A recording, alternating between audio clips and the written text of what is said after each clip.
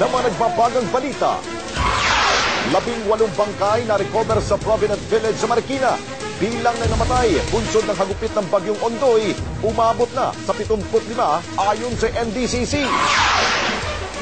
Ilang batang nakuna ng video kahapon sa may tulay ng San Mateo Rizal na kumakaway. Natagpuang patay dahil sa pagkalunod. 12 patay naman sa landslide sa Arayat, Pampanga. Matinding pinsala ng bagyo sa Marikina, Pasig at Cainta, Rizal, matutunghayan sa eksklusibong kuha ng Sky Patrol. Ilang pangunahing kalsada sa Metro Manila at karatig lugar, bigo pa rin madaanan dahil sa taas pa rin ng tubig baha. At mga kapamilya stars at ilang personalidad sa Hollywood nagsama-sama para tumulong sa mga nabiktima ng bagyong Ondoy.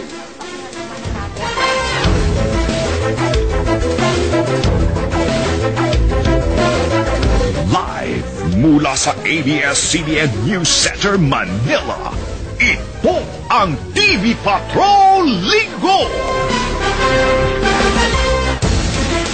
Kumusta na po Bayang Pilipinas? Ako po si Alex Santos at ito po ang special coverage ng TV Patrol Linggo sa pinsalang bunga ng bagyong Ondoy.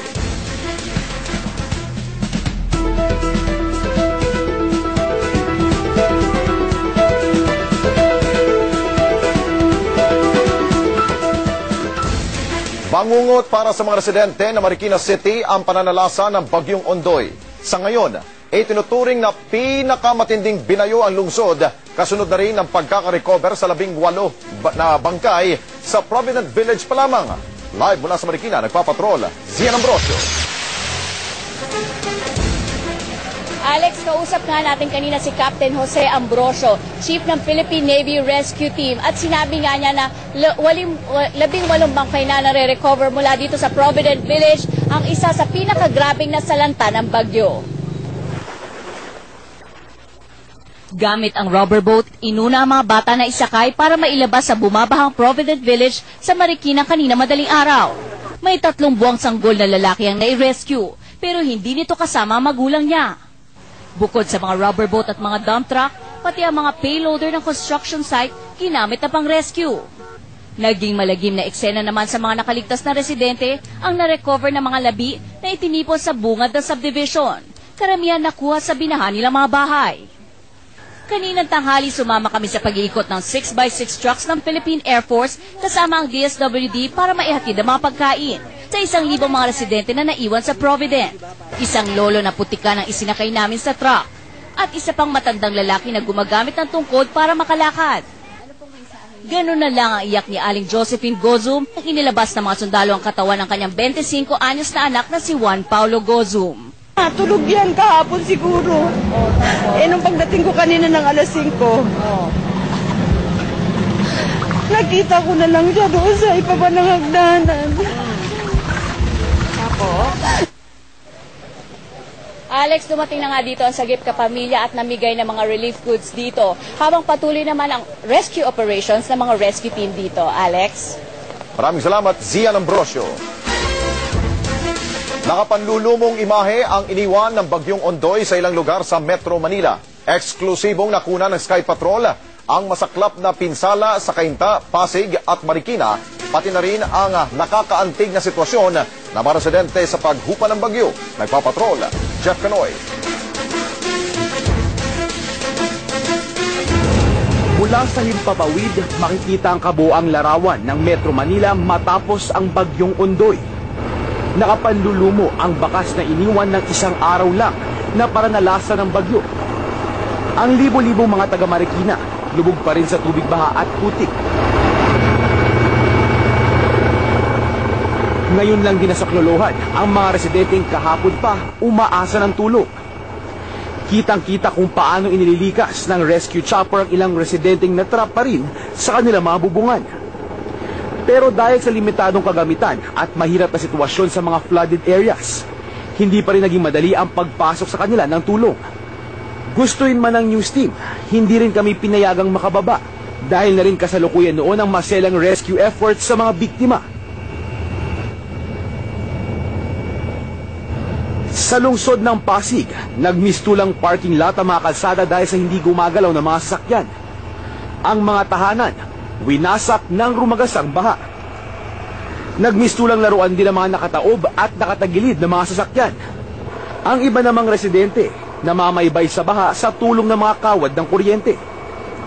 Sa Cainta, Rizal, hindi nawawalan ng pag-asa ang ating mga kababayan na maisasalba sila. At sa kabila ng magdamagang paghihintay ng tulong, marami pa rin ang nagwawagayway ng tela sa pag-asang mapapansin sila ng mga rescuer. Ito ang larawan ng Metro Manila ngayon mula sa itaas. Larawan ng mga Pilipinong umaasang makaahon mula sa trahedyang ginuhit ng Bagyong Ondoy. Jeff Canoy, Patrol ng Pilipino. Samantala, halos 80 tao na po ang naitala ng National Disaster Coordinating Council na namatay sa matinding pagbaha dulot ng Bagyong Ondoy.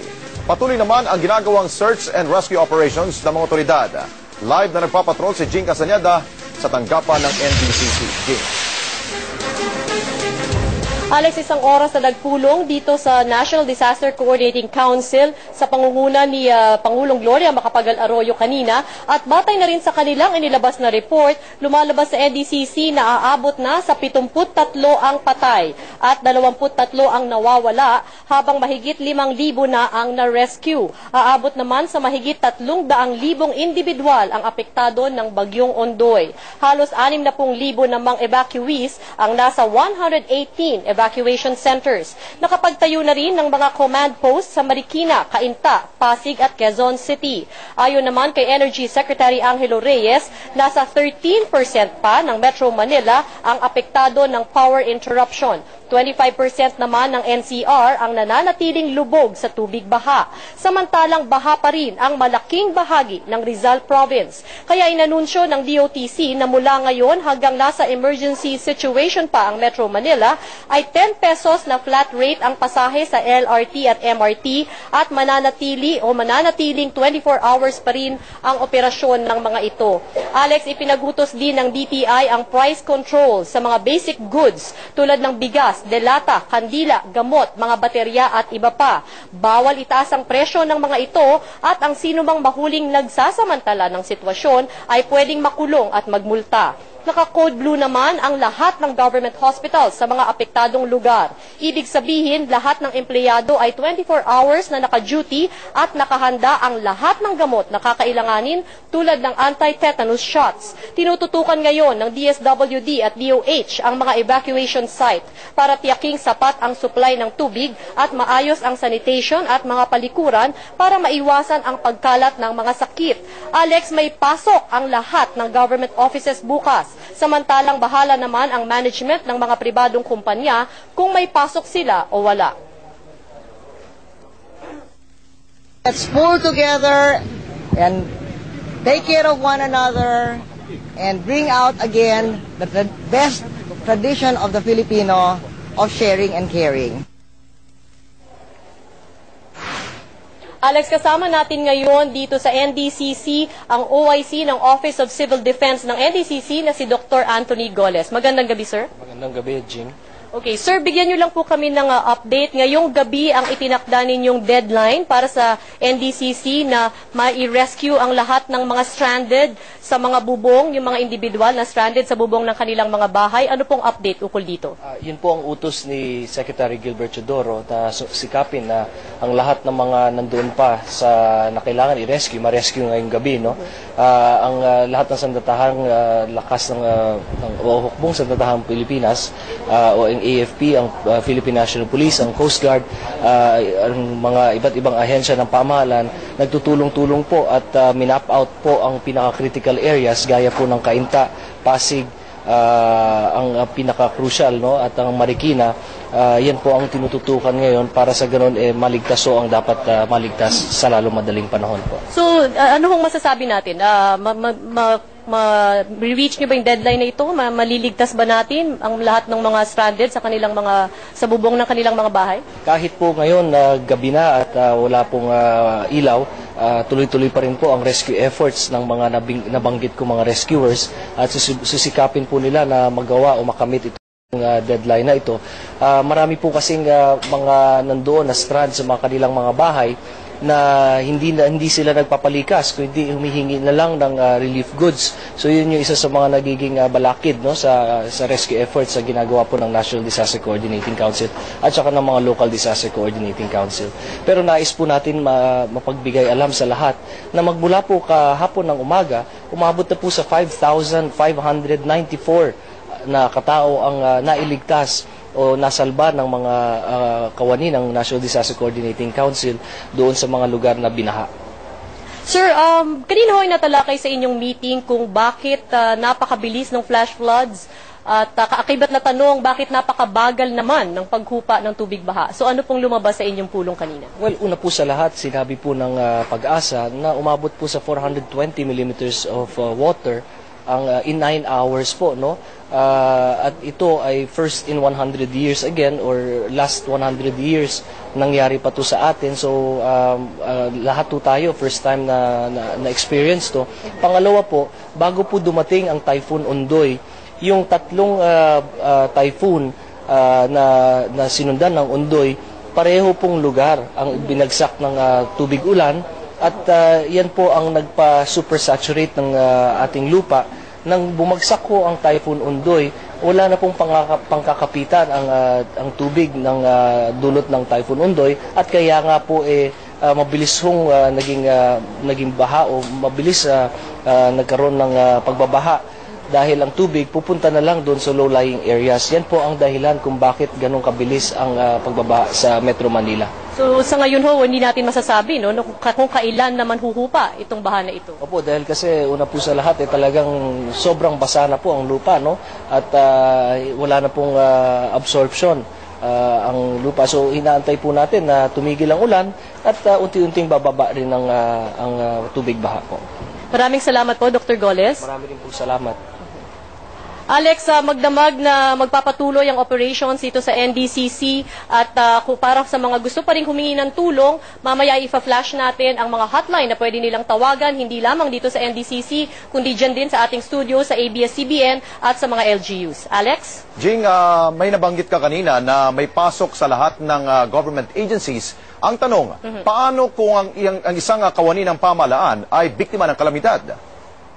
Ang binanggit kanina sa pulong, Alex, ay magiging maunawain naman daw ang mga ahensya ng pamahalaan kung hindi nga makapasok ang isang kawani na apektado ng baha. Pero as to, whether or not i-consider pa rin yun na absence, ay palagay ko pag-uusapan na lang yun on a case-to-case basis sa bawat ahensya. Alex? Jing Casanyada, maraming salamat sa iyo.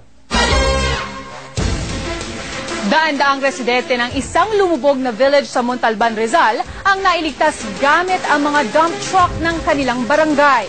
Pero ang isa sa kanila hindi pinalad na makaligtas. Nagpapatrol Ryan Chua. Tahanan nila sa mahabang panahon ng village na ito, pero hindi sila makapasok sa loob. Dilim ang naghari kagabi sa gitna ng napakalawak na pinsala ng tubig baha sa De La Costa 5 Village, Montalban, Rizal. Daan-daang residente ang hindi makalabas. Si Aling Lea Serso, nag-aalala sa 14 na taong gulang niyang anak na kinailangan niyang iwan mag-isa para pumasok sa trabaho. Nasa na po, 30 na namin na anak. Gamit ang dump truck, nagpasya ang barangay na pasukin na ang lumubog na village para isa-isang ilikas ang mga natrap. Bahagya ng humupa ang baha, pero bakas pa rin ang takot sa mga residente. Bago kasi nasaklolohan, halos 12 oras silang nanatili sa itaas ng kanilang mga bahay nang walang pagkain o maiinuman lang.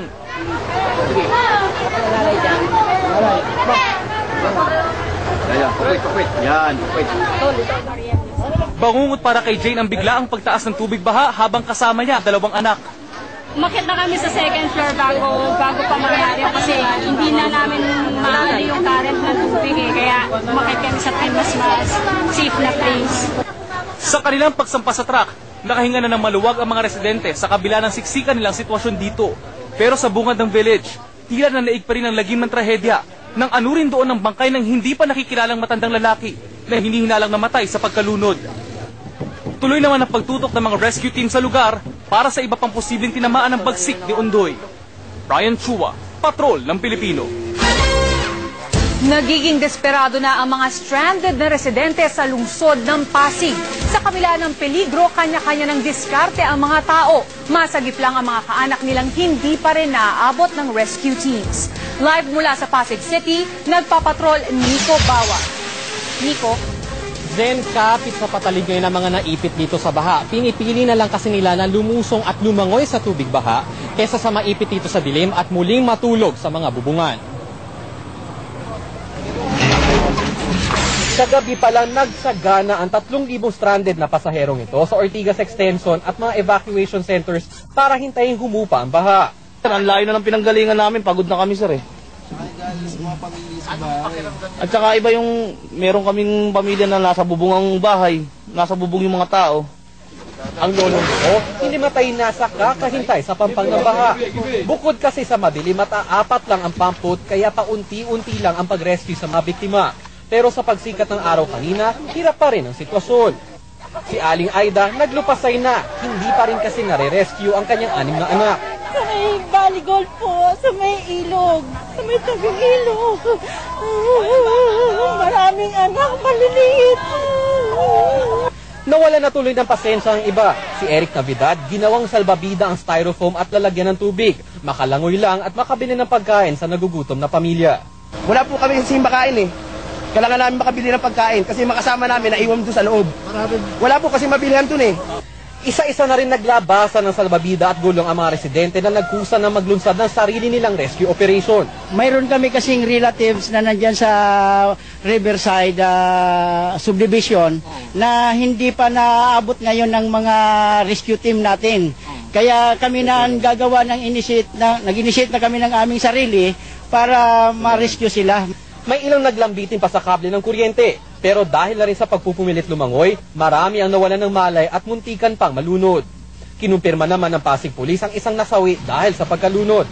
Ang current to, medyo sa ibang lugar, malakas ang current. So kaya huwag sila maglakas loob na mag-swimming dyan at baka kung saan sila mapunta. Sa kabila naman ng mga babala, nanaigang lakas ng loob sa mga residente sa kagusto ang maisalba hindi ang sarili, kundi lalo ang mga mahal sa buhay. Sa ngayon, patuloy pa rin ang mga rescue operation kahit umuulan at kahit madilim na. Kanina nga ay dumating si Pangulong Gloria Macapagal Arroyo para siguraduhin na dagdagan na ang mga kinakailangan na rubber boat. Zen? Salamat, Nico Bawa.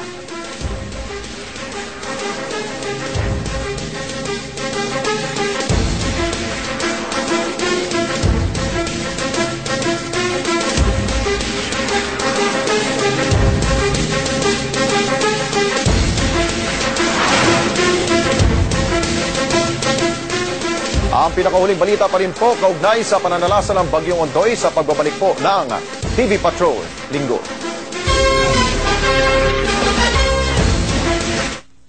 Ang programang ito ay hatid sa inyo ng New Head and Shoulders.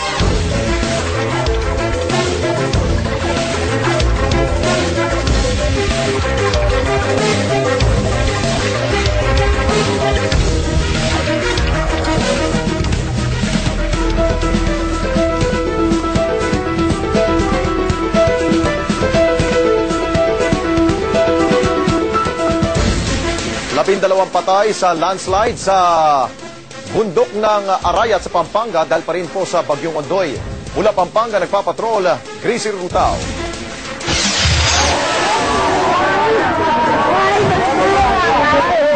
Halos himatayin sa sobrang pighati si Lola Ingracia Galang nang makita ang bangkay ng mga apo habang bitbit ng tropa ng 703rd Infantry Brigade ng Army. Nalibing sa pagguhon ng lupa, sina Mark at Marco Galang. Natagpuang magkayakap pa ang magkapatid, labis ang dalamhati ng kanilang amang si Mario. Napakasakit po talaga nung nangyari sa amin. Kung akong nawala, mas masarap pa siguro. Hindi ko nakita yung anak ko na ganito. Masaya pa raw silang naglalagay ng mga dekorasyon sa bahay kahapon bago nangyari ang insidente.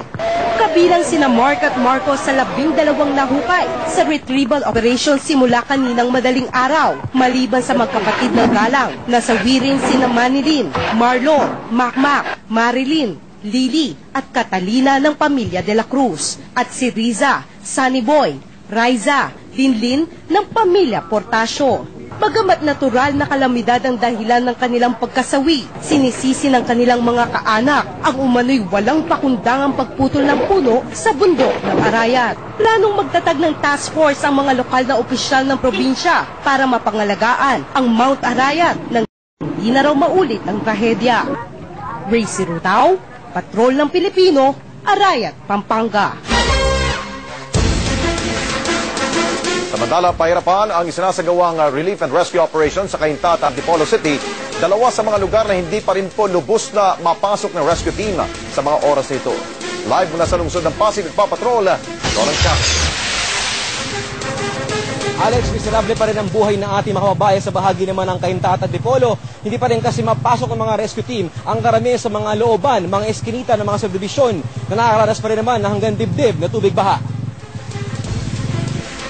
Pagsapit ng Marcos Highway, daan-daang mga residente na ang mahigit isang araw ng stranded. Lubog pa rin sa tubig baha ang mga daan. Maging mga 6x6 trucks, hirap din sa pagdaan sa lugar. Sa bahaging ito ng Felix Avenue, nagmistulang lawa ang daan. Hanggang dibdib pa rin ang tubig baha sa Karangalan Village. Marami pa rin ang lumilikas. Meron pang mga bitbit na sanggol. Natrap pala sila sa loob ng eskinita. Hindi na nakuha papasukin mga rubber boat.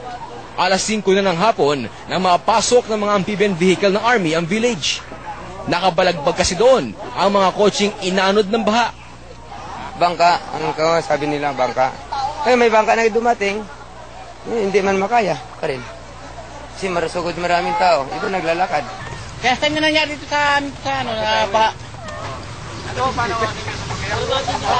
Sana, bigyan kami ng dito.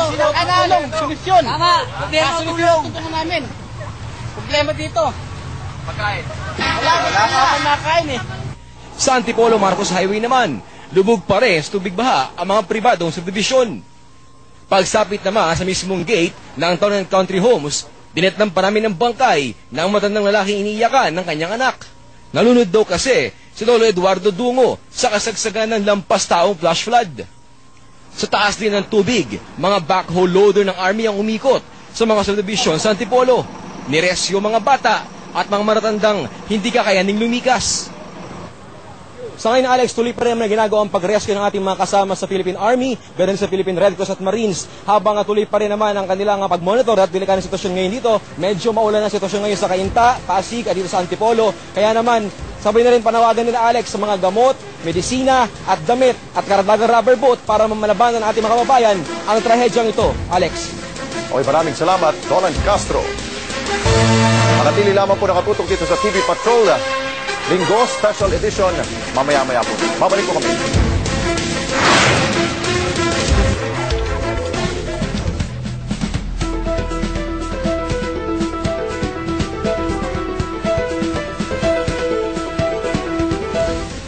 Halos malubog sa putik ang iba't ibang bayan sa Bulacan kasunod ng pagragasa ng tubig bahang kumitil sa buhay ng 19 na tao roon. Ang mga residente isinisisi ang trahedya sa pagpapakawala ng tubig sa Angat Dam na hindi man lang daw inabiso sa kanila. Live nagpapatrol, Jenny Reyes. Jen, isang araw matapos unang maramdaman ng hagupit ni Bagyong Ondoy, iba-iba na ang reaksyon ng mga residente ng Bulacan. Merong mga taong naghahanap pa rin ng masisilungan. Merong iba na nililinis na ang kanilang mga bahay at isinasalba na ang pwede pa. Meron namang iba na nakahanap pa ng pagkakakitaan. Gabundok na puti, mga wasak na bahay at basurang tangay ng rumaragasang baha. Ito ang iniwan ni Ondoy sa 22 bayan sa lalawigan ng Bulacan. Sa ilang bahagi, umabot pa sa lampas tao ang baha nang magpakawala ng tubig ang Angat at Ipo Dam sa pangambang bumigay ito pag hindi kinaya ang ulan. Ayon sa Provincial Disaster Coordinating Council, aabot sa mahigit 44,000 ang apektado ng baha. 19 naman ang kumpirmadong patay. Sa Norsagaray, hirap ang mga residenteng makatawid sa kabilang bahagi ng bayan dahil nasira ang isang bahagi ng Villarama Highway dahil sa landslide. Sa Balagtas, lubog pa rin sa baha ang ilang barangay. Si Aling Angelina Agustin, hindi nilisan ang bahay niya kahit na baha. Problema niya lang, wala silang mabilan ng pagkain at tubig. Nagtitiis na lang kami kasi wala namang mabibilan, wala naman lahat. Wala naman supply, wala lahat. Paano yung mga bata? Wala, yun na lang, tilapia na lang ang pinakakain ko. Katulad niya, pagkain din ang hiling ng mga residenteng stranded sa kanilang mga bahay. Reklamo nila, hindi daw sila sinabihan na magpapakawala ang dam, kaya nabigla sila nang tumaas ang tubig. Sa kabila ng sakuna, nakahanap pa rin ang paraan ng mga residente sa Marilao na kumita ng pera. Sa halagang 20 pesos, makakarating ka na sa pupuntahan nang hindi lumulusong sa baha. Gamit ang maliliit na bangkang pangisda, itinutulak ang bangkang sakay ang pasahero hanggang sa makalampas sa baha. Nagkakapunto ba paano matatakot din kami maglakad? Kaya sumasakay na ho kami din sa bangka.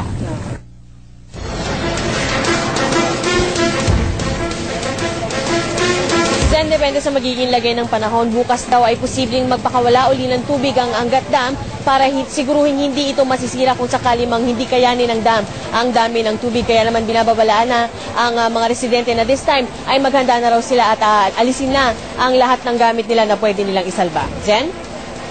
Salamat, Jenny Reyes. Nakalabas na ng bansa ang Bagyong Ondoy. Huling namataan ang sentro ng bagyo sa layong 440 kilometers sa kanluran ng Iba, Zambales. Taglay pa rin ito ang pinakamalakas na hangin na umaabot sa 105 kilometers per hour, malapit sa gitna at pagbugsong umaabot sa 135 kilometro kada oras. Kumikilo si Ondoy ng pakanluran, hilagang kanluran sa bilis na 17 kilometers per hour. Makakaranas pa rin ng maulap na kalangitan ang Metro Manila na may mga pag-ulan, pagkulog at pagkidlat. At dahil sa patuloy ang problema sa baha, inanunsyo kanina ang suspensyon ng mga klase, partikular sa Metro Manila at Rizal. Ayon kay Education Secretary Jesly Lapus, hanggang Martes walang klase ang mga nasa elementarya at high school dahil patuloy na paggamit o dahil sa patuloy na paggamit ng mga paaralan bilang mga evacuation sites. Ito ay para mabigyan rin ng pagkakataon na malinis ang mga paaralan. Ayon naman kay Commission on Higher Education Emmanuel Angeles, suspendido ang klase sa kolehiyo sa Metro Manila at Region 4A. Nag-anunsyo na rin si Governor Vilma Santos ng suspensyon ng klase sa lahat ng antas sa Batangas bukas. Hindi pa rin bumabalik sa normal ang supply ng tubig ng Maynilad at Manila Water. Kabilang dito ang ilang lugar ng Parañaque dahil hindi pa rin naayos ang Villamor Station ng Maynilad.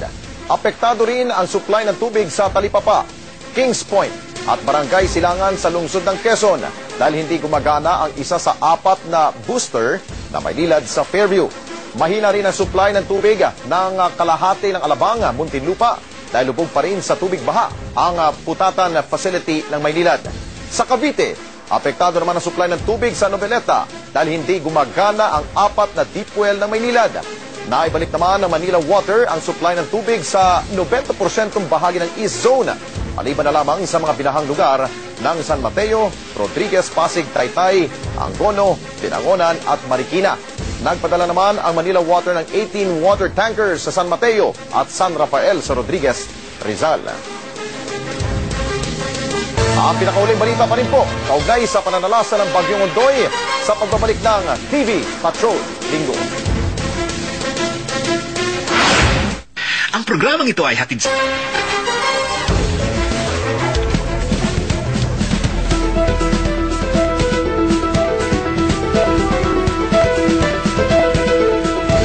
Sampu nang naitalang patay sa De La Costa, Montalban, Rizal dahil sa hagupit ng Bagyong Ondoy. Natagpuan naman ang bangkay ng isang bata at isang binatilyong sinasabing kabilang sa mga nakunan kahapon ng ABS-CBN News habang inaanod ng rumaragas ng tubig sa may San Mateo Road. Live mula sa San Mateo, Rizal, exclusive, nagpapatrol Ses Orenya Drilon. Alex, ngayon lamang sa buong kasaysayan ng San Mateo sila nasalanta ng ganito ng dahil sa bagyo. Ako'y nasa Ampid ngayon at usad pagong ang traffic dahil naman higit kalahati o halos kalahati ng populasyon ng San Mateo ay apektado at nasa gilid na ng daan. Makikita ninyo dito sa aking likuran, ang ibang mga nawalan ng bahay ay nasa gilid na lamang ng daan. Ayaw nilang iwanan ang kakarampot na mga kagamitan nilang naisalba mula sa kanilang bahay. Kaya't nagkaka-traffic dito ngayon. At ang video na ipapakita namin sa inyo ay kuha kahapon at marami ang naantig ang puso dahil sa nakita nila. Kasagsagan ni Ondoy. Nadala ng malakas na agos ng tubig ang grupong ito na tila pawang mga kabataan. Kumakaway at humihingi ng saklolo. Pero nang tumawid sa ilalim ng tulay, nabawasan ang mga taong nakatuntong sa bubong. Pilit sinubukang saklolohan ng mga tagamasid sa tulay. Pero masyadong mabilis ang pangyayari at tuluyan ang dinala ng rumaragasang tubig. Isang piya na lamang ang puwang sa pagitan ng tulay at tubig at maaring naipit ang iba sa ilalim nito at di nakatawid. Ayon sa mga residente sa gilid ng tulay, posibleng ito ang sinapit ng 2 kabataang kasama sa grupo kahapon. Natagpuan ang labi ng isang batang babae na may 6 na taong gulang at binatilyo na tinatayang may 16 hanggang 19 na taon kaninang umaga. Naiwan sa ilalim ng tulay kasama ng mga naghalong debris ng kawayan, water lilies at mga kahoy. Pawang hindi pa nakikilala ang mga biktima. Samantala dito sa bayan ng De La Costa, bakas na bakas din ang labi ng bagyo. Sa kabuuan, 10 ang patay pero di mabilang ang nawawala. Hindi ko alam, ma'am. Hindi ko alam ang gagawin ko. At least buhay pa kayo. Opo, yun lang po ang namin na save kami kahit yung gamit. Wala na po kaming doon. Kung ano man mangyari sa gamit namin. Wala na po. Basta mahalaga, safe po kaming mag-anak. Wala po kami nilabas sa bahay namin, wala po. Wala po. Buti na lang po mababait yung mga na namin binibigyan ko ng mga damit, pagkain. When we were rescuing people kasi lahat ng barangay is affected, my friends were texting me. Sabi ko, pupuntahan ko kayo. Sabi nila, Mayor, hindi mo na magagawa. Wala na kaming pag-asa rito. And they were texting me, 4 persons. Sabi niya, paalam, Mayor. Sa ngayon, mga tauhan ng Army ang dumating na may dalang tulong. Ang ibang mga residenteng hindi tumuloy sa evacuation centers ay nasa gilid lamang ng daan. Binabantayan ang kakarampot nilang mga kagamitan na nasalba mula sa delubyo. Alex, sabi ni Mayor Diaz, hindi mabilang ang missing. So, bagamat 10 ang kumpirmadong patay, inaasahang tataas pa ang bilang na ito dahil marami ang missing. At kanina nga ay napuntahan natin ang Santa Barbara Villas, Phase 6. At hindi pa mahanap ang isang lalaking pinaniniwalaang na baon ng buhay dyan sa may 14 kasing mga bahay ang natabunan ng landslide. Ayon sa mga rescuers, hindi pa nga nila makita ang labi ng lalaking ito, ngunit naaamoy nga nila na tila may patay nga doon kung saan sila naghuhukay. Ngayon, ang apelan ni Mayor ay tulong pa rin mula sa labas dahil sa ngayon walang kuryente dito at ang ibang liblib na barangay ay hindi pamarating at nahihirapan na rin sila dahil wala silang tubig. At yan ang pinakahuling ulat mula dito sa San Mateo, Rizal. Balik sa iyo, Alex. Maraming salamat, Ces Orenya de Rilon. Samantala, alamin po muna natin ang live update o kaugnay po ito sa isinasagawang relief operations ng ABS-CBN Sagip Kapamilya. Mula kay Tina Monzon Palma, ang tagapamahala po ng Sagip Kapamilya kasama si Father Tito Kaluwag. Tina, Father, magandang gabi po sa inyo. Maraming salamat, Alex Santos. Kasama ko si Father Tito Kaluwag. Nagbabalik po ang ating telephone ngayon. At sa mga oras na ito, gusto ko lamang banggitin kung magkano na po ang mga natanggap naming tulong sa iba't iba po ng ating mga kapamilya sa buong bansa at sa ibang bansa pa rin. As of 6 p.m. ngayon, Father, meron na tayong 25 million pesos worth of products and services now either already delivered to our warehouses or still in transit. At meron tayong cash pledges of 22 million pesos for Sagip Kapamilya, and we have received so far cash already at our Sagip Kapamilya warehouse. And also, Meralco, I understand, has started to deploy 26 generators po with accompanying floodlights for areas in Pasig, Cainta, Marikina na wala pang kuryente sa mga panahong ito. At sila rin po ay magdadala ng relief goods sa mga lugar na pupuntahan nila. At itong tulong na ito, itong mga generators na ibinibigay ng Meralco para sa mga area na ito ay dadalhin rin sa Valenzuela at saka sa Bulacan. Father? Siguro ano rin, no, isa ring message natin, simula ho bukas, ang ating telepono ay Bantay Bata 163 na. Simula bukas ng alas 8 ng umaga, so alas 8 hanggang alas 12 ng gabi. Ng tanghali. Tapos may break lang, tapos 1 to 9. 1 to 9 ng hapon hanggang Ginagawa namin ito, Father, kasi pag kinuha namin yung telephone call from 163, lalagay ka agad sa computer So, na-generate ka agad. So, mas mabilis yung simula bukas to, of documents. Simula bukas yan, Father. Okay. Sa ngayon, yung pa rin lines natin na 415-2272, local 5471 up to 5474. Okay, at DCMM hotlines, 924-2615 at 924-1522. Tapos may mga panawagan pa ulit mula sa Pembo, Makati, appeal to restore electricity. Tapos rescue rin ni Nolan and Tito Barela sa Dama de Noche de Castro, Pasig. Tapos sa Montalban, Rizal din, pamilya ni Goli Gorospe. Ano ba ito? Di ba ito yung mananahi? Yes. Okay. Tapos sa kapamilya rin needing rescue si Sherry Tagle na-trap pa sa Liamson Subdivision sa Pasig. Father, yung continuous calls na tinatanggap ng ating mga kapamilya dito, no, dun sa 415-2272, local 5471 to 5474, ay the same areas pa rin, Pasig and Cainta, Green Park Village, Vista Verde Village, Parola, Cainta, De Castro, Santa Lucia, sa Liamson Subdivision. Sa Quezon City naman, Palmera Homes, Matulungin Street, Sikatuna, and Teachers Village, San Mateo Rizal, yung nakita nga ninyo, no? Kung ang mga tawag nyo ay hindi hagad nahaharap, no, ng mga kinakaukulan, sana maintindihan ninyo, no? Pero wag po kayong ma-discourage na ibigay po yung information continuously, no? May makakarinig rin yan at siguro naman may magre-responde sa mga hinihingi ng tulong. Importante lang na i-air natin para at least malaman nila, no? Okay. So meron din si Emilio Magalang, 70 years old, sa Kaayusan Phase 1, Karangalan Village, Pasig.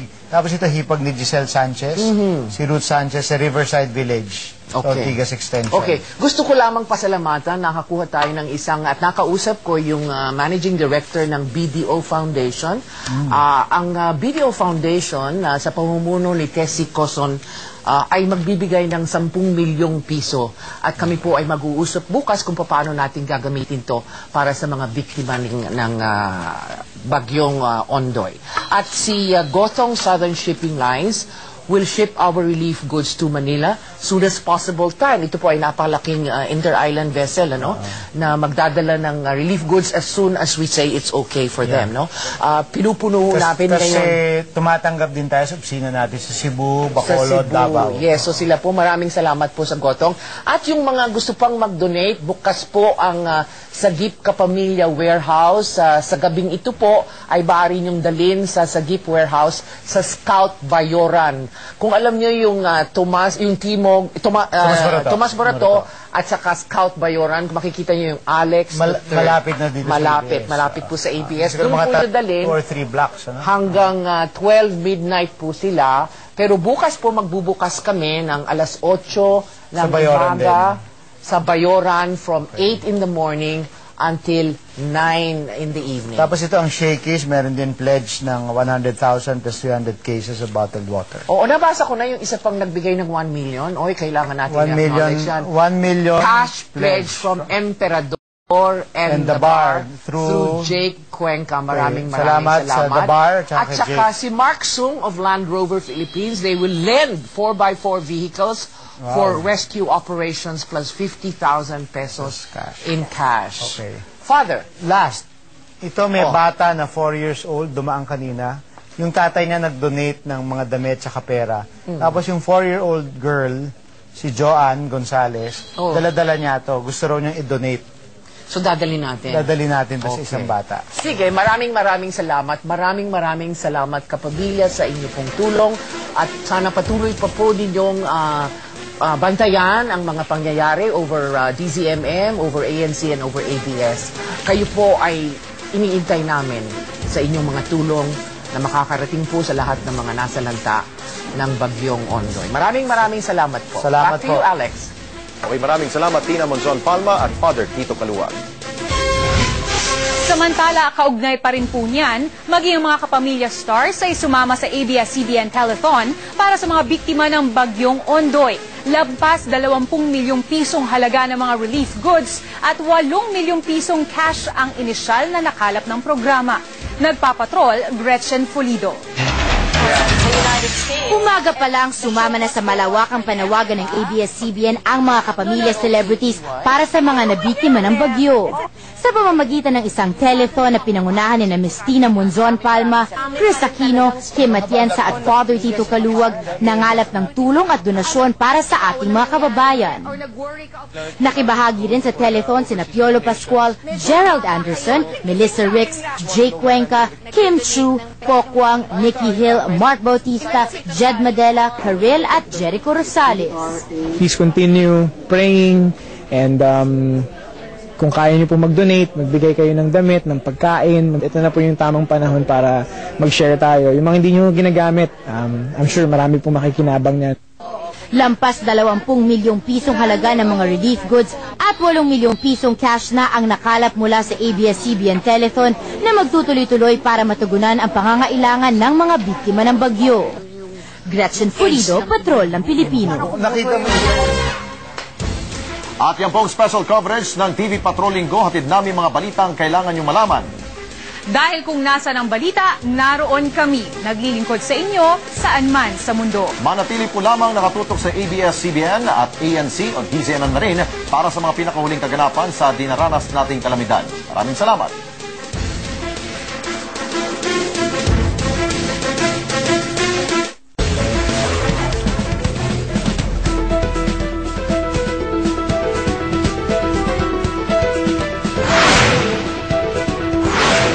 At nagbabalik po tayo, update po muli sa ating mga kapamilya program. Muling napatunayan ang ugaling bayanihan ng mga Pinoy sa gitna ng isa na namang trahedya. Nagpapatrol, Michelle Orosa. Bitbit ni Chrissy Alfonso ang buong pamilya niya sa ABS-CBN Sagip Kapamilya Warehouse para tumulong sa paghahanda ng mga relief goods para sa mga nasalanta ng bagyong Ondoy. Nang mapanood ni Chrissy sa TV ang panawagan para sa mga volunteer, hindi na siya nag-atubili pang pumunta. Dala pa niya ang isang truck at 2 van para dalhin ang mga relief goods sa iba't ibang evacuation center. Kasi kesa nasa comforts of our home tayo, so we're thinking na we should do something to help at saka i-expose na rin yung mga bata. Ang 8 taong gulang na si Gab Choho umaga pa tumutulong sa pagsusupot ng bigas. Ilan lang ang pamilya Alfonso at Choho sa daan-daang dumating para magsilbing volunteer at tumulong sa Sagip Kapamilya. Nagpadala rin ang Armed Forces of the Philippines ng isang bus ng babaeng sundalo para tumulong na rin. Para sa mga volunteer, ito na lang ang magagawa nila para sa libo-libong pamilyang apektado sa bagyo. Kasi marami nangangailangan ng tulong ngayon. So yung mga taong nasa bahay lang, may mga Sagip shelter tayo, kailangan ng volunteer. Yeah, that's the least we can do to help those people who are affected. It's going to be logistics in terms of managing and ensuring that the donations that we receive get to the people who need them most.